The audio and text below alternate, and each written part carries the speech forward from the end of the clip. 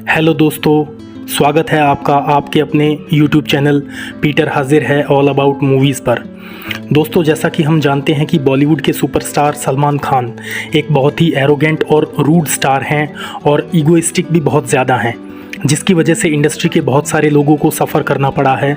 तो दोस्तों, आइए इस वीडियो में हम बात करते हैं ऐसे ही कुछ सेलिब्रिटीज़ के बारे में जिन्हें सलमान की दुश्मनी से घाटा हुआ है या उनका करियर इफ़ेक्ट हुआ है, और साथ ही ऐसे लोगों के बारे में भी मैं आपको बताऊंगा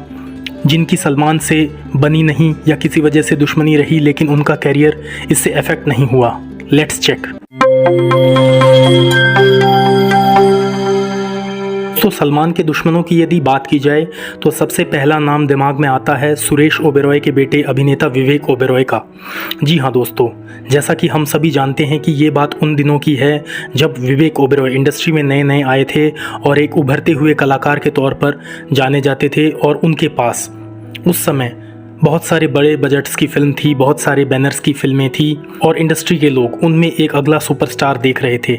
लेकिन दोस्तों, जैसा कि हम जानते हैं कि पूर्व मिस वर्ल्ड ऐश्वर्या राय पहले सलमान के साथ अफेयर में थी, और एक लंबा अफेयर करने के बाद जब उन दोनों का ब्रेकअप हुआ तो ऐश्वर्या राय ने विवेक ओबेरॉय का दामन थाम लिया और विवेक ओबेरॉय इसके चलते 7वें आसमान पर थे। और विवेक ओबेरॉय ने ओपनली प्रेस कॉन्फ्रेंस बुलाकर सलमान खान को चुनौती दे डाली और उनको यूं तक कह दिया कि मैं कॉलेज टाइम में एक बॉक्सर रहा हूं और तुमसे डरता नहीं हूं, और यदि पंगा लेना है तो मुझसे लेकर दिखाओ। दोस्तों, मैं आपको बताना चाहता हूं कि इसके चलते सलमान ने विवेक ओबेरॉय को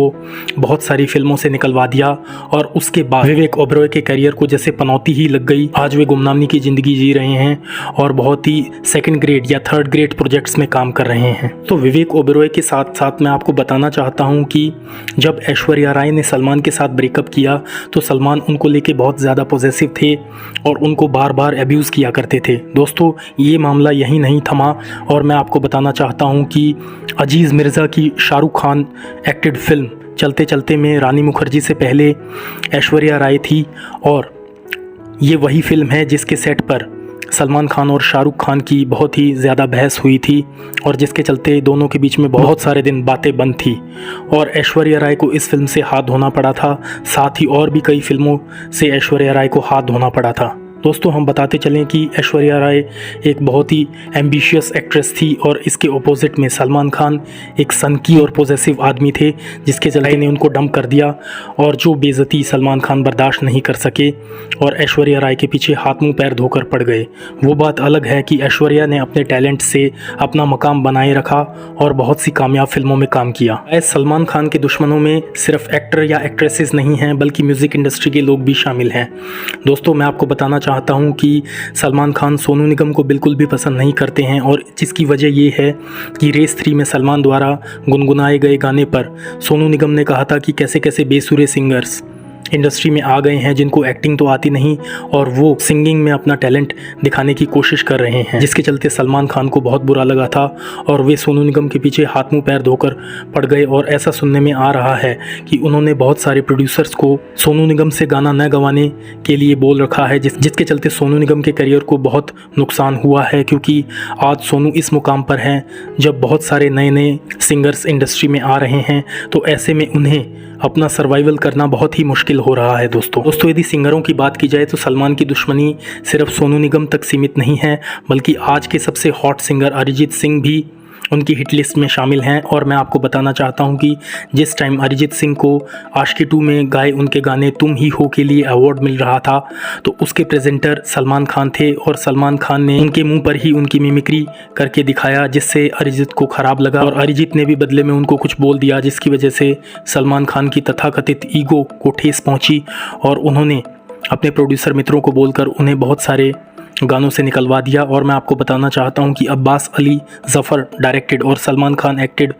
फिल्म सुल्तान का गाना जग घूमिया पहले अरिजीत सिंह को ध्यान में रखकर लिखा गया था और अरिजीत उसको गाने वाले भी थे, लेकिन एन टाइम पर सलमान खान ने उनको फिल्म से बाहर करवा दिया और बाद में ये गाना राहत फ़तेह अली खान की आवाज़ में रिकॉर्ड किया गया। हालांकि अरिजीत सिंह ने उनको पब्लिकली अपोलोजाइज़ भी किया था, लेकिन सलमान खान तो ठहरे सलमान खान, और सुनने में आता है कि आज भी इनका डिस्प्यूट रिजॉल्व नहीं हुआ है। दोस्तों सलमान खान और उनके द्वारा तैयार की गई लॉबी के सबसे ज़्यादा शिकार यदि कोई अभिनेता हुए हैं तो वे हैं दिवंगत अभिनेता सुशांत सिंह राजपूत। जी हाँ दोस्तों, मैं आपको बताना चाहता हूँ कि उन्होंने एक फ़िल्म की थी ड्राइव, जिसमें इनके अपोजिट जैकलीन फर्नांडिस थी और जो सलमान का क्रश भी रही हैं और उनके सलमान के साथ तथाकथित लिंकअप्स भी रहे हैं। लेकिन जब सलमान को लगा ये तो मेरी फिल्मों पर भी हाथ साफ कर रहा है और मेरी पसंद की हुई लड़कियों पर भी हाथ साफ कर रहा है, तो उन्होंने खुंदक में सुशांत के खिलाफ एक ऐसा माहौल तैयार किया जिसमें सुशांत अपने आप को घुटा घुटा सा महसूस करने लगे और जिसके चलते उन्होंने सुसाइड कर लिया। दोस्तों सुशांत की मौत के बाद बहुत सारे सेलिब्रिटीज़ ने खुलकर सामने आना स्वीकार किया और उनमें से एक नाम है डायरेक्टर अभिनव सिंह कश्यप, जो कि सलमान की फिल्म दबंग 1 के डायरेक्टर थे। और अभिनव कश्यप ने तो सलमान पर यहाँ तक आरोप लगाए हैं कि सलमान ने उनका करियर ही ख़त्म कर दिया और दबंग 1 के साथ उनको काम न देने के साथ ही सलमान ने बहुत सारे निर्माताओं को ये कह दिया कि यदि वे अभिनव को काम देंगे तो मैं फ्यूचर में उनके साथ कभी काम नहीं करूँगा। और बकौल अभिनव सिंह कश्यप, उनका कहना है कि सलमान ने उनको मेंटली हैरेस किया और उसके परिवार को भी मेंटली हैरेस किया। दोस्तों सलमान के दुश्मनों में एक नाम उन्हीं की तरह माचो स्टार जॉन अब्राहम का भी है। और मैं आपको बताना चाहता हूं कि एक अवार्ड फंक्शन के दौरान दोनों की कहासुनी हो गई थी, जिसके बाद सलमान ने उनको भी अफेक्ट करने की कोशिश की और बहुत सारी फिल्मों से उन्हें निकलवा भी दिया, जिसके चलते जॉन अब्राहम ने अपना खुद का बैनर JA एंटरटेनमेंट बनाया और अपने पसंद की फिल्में की। और साथ ही दूसरे निर्माताओं ने भी उन पर भरोसा किया और उन्हें काम दिया और आज वे एक सक्सेसफुल स्टार हैं। तो दोस्तों हम कह सकते हैं कि जॉन अब्राहम ने अपने टैलेंट के दम पर सलमान को झुठला दिया और वे आगे बढ़ते चले गए। दोस्तों जैसा कि मैंने आपको पहले भी बताया है कि सुशांत सिंह राजपूत की मौत के बाद बहुत सारे सेलिब्रिटीज़ ने ओपनली ये बात स्वीकार की है कि सलमान ने कहीं ना कहीं उनके करियर में अड़ंगा डाला है। और उन्हीं सेलिब्रिटीज़ में से एक हैं सिंगिंग सेंसेशन सोना महापात्रा। जी हाँ, सुशांत की मौत के बाद उन्होंने ओपनली बोला कि वे एक अच्छे इंसान नहीं हैं और उन्होंने उनके करियर में रोड़ा डालने की बहुत कोशिश की है। और दोस्तों मैं आपको बताना चाहता हूं कि सोना महापात्रा एक बहुत ही उभरती हुई सिंगर थी, लेकिन आजकल उनका करियर एकदम डाउनफॉल पे है और जिसकी वजह अब तक पता नहीं चली है। दोस्तों जैसा कि इंडस्ट्री में बहुत सारे सोर्सेज ये दावा करते हैं कि सलमान खान अपनी एक्स गर्लफ्रेंड्स को लेकर भी बहुत ज़्यादा पॉजेसिव हैं। उनके इसी सनकीपन की वजह से उनके साथ किसी भी एक्ट्रेस का कोई लंबा अफेयर नहीं रहा और कोई भी उनसे शादी करने को भी तैयार नहीं होती है। हालांकि सलमान खान एक बहुत बड़े सुपरस्टार हैं और कामयाब स्टार भी हैं, लेकिन उसके बावजूद भी उनकी किसी एक्ट्रेस से ज़्यादा टाइम तक नहीं बनी और सब उनसे किनारा कर लेते हैं। दोस्तों इसी फहरिस्त में एक नाम सामने आता है जिनका नाम है कटरीना कैफ। जी हाँ दोस्तों, उनसे ब्रेकअप करने के बाद कटरीना ने रणबीर कपूर का दामन थामा था, जिस वजह से सलमान की आंखों में रणबीर कपूर किरकिरी बन गए थे और उन्होंने इनको भी अफेक्ट करने की कोशिश की। लेकिन कपूर ख़ानदान के वारिस रणबीर कपूर उनसे अछूते रहे। और जैसा कि हम सभी जानते हैं कि सलमान खान से टैलेंट के मामले में रणबीर कपूर कोई 10 या 20 गुना ज़्यादा टैलेंटेड हैं और अपने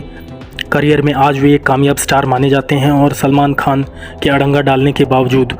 उनको कोई इफेक्ट नहीं हुआ। तो दोस्तों आपको ये मेरा वीडियो कैसा लगा प्लीज़ कमेंट सेक्शन में जाकर आप अपने फीडबैक शेयर कर सकते हैं। और हर बार की तरह मैं आपसे इस बार भी इंसिस्ट करना चाहता हूँ कि यदि अब तक आपने इस चैनल को सब्सक्राइब नहीं किया है तो प्लीज़ सब्सक्राइब कर लीजिए। I need your love and support. Take care and good bye.